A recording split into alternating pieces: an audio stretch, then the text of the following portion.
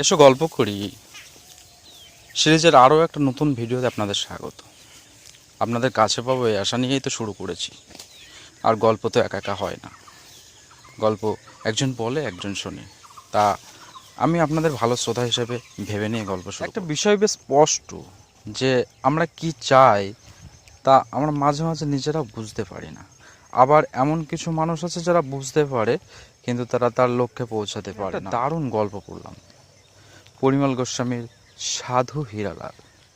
হীরালাল যা ভেবেছিল গল্পর শুরু থেকে আস্তে আস্তে বয়স বাড়তে বাড়তে সে একটা এমন এক দিকে গেল যে সে কখনো সেটা হয়তো ভাবেই সব কিছু ছেড়ে ছুড়ে সে সাধু হয়ে গেল।